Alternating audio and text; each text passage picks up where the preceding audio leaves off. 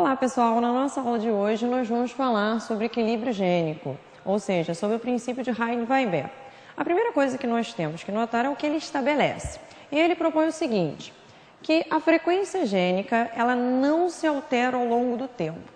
Isso é a mesma coisa do que a gente dizer que não está ocorrendo o processo de evolução.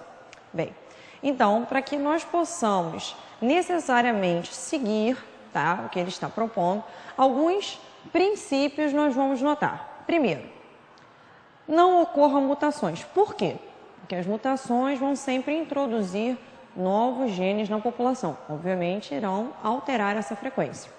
Segundo, não atue a seleção natural. Por quê? A seleção natural ela vai sempre prevalecer um determinado conjunto gênico. Isso não é interessante, você vai também alterar. Então, não serve. Terceiro, a população fica isolada. Por quê? Se nós tivermos imigração e imigração, nós vamos alterar também a frequência desses genes. Isso também não é interessante. Quarto, a população seja grande. Porque nesse caso, se a população for pequena, nós poderemos ter a atuação do acaso, fazendo com que você tenha prevalecência de algum determinado gene. Isso também não é interessante. E o quinto ponto seria a população seja pomítica. O que é isso? Os casamentos ocorram ao acaso. Por quê? Casamentos preferenciais, ou seja, quando você direciona o casamento, isso vai fazer com que ocorra alteração da frequência gênica. Isso também não nos interessa. Bem, como nós já estabelecemos os princípios, agora nós podemos partir para o cálculo da frequência dos genes.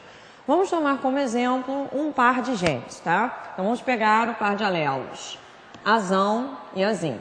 Dentro de uma população, a frequência desse par vai ter que ser igual a 100%, tá legal? Então nós vamos fazer o seguinte, nós vamos chamar o alelo azão dominante, tá? De P. Enquanto o seu alelo recessivo nós vamos chamar de Q, tá? Logo, se azão e azinho totalizando são igual a 100%, nós iremos ter P mais Q igual a 1. Bem, como nós já fizemos o cálculo da frequência dos genes na população, agora nós podemos fazer o cálculo da frequência dos genótipos. Lembrando que os genótipos são o resultado da combinação dos genes.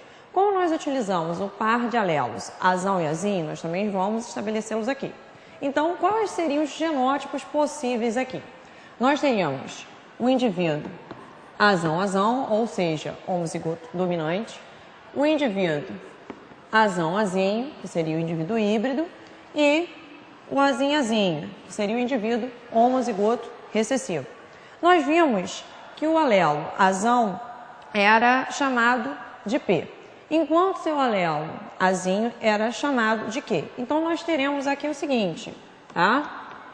P vezes P, que obviamente seria a mesma coisa que P ao quadrado, tá? O azão-azinho. Dentro da primeira lei de Mendel, nós vimos que a frequência desse alelo seria de 2 azão-azinho. Então, nós teremos 2 vezes P vezes Q, que seria igual a 2PQ. E por último, o indivíduo homozigoto recessivo, que seria a mesma coisa que nós falássemos Q vezes Q, que seria igual a Q ao quadrado. Se a frequência desses genótipos em uma população ela vai ser igual a 100%, nós teremos que P ao quadrado mais 2PQ mais Q ao quadrado, ela vai ser igual a 1. Boa sorte no vestibular e até a próxima!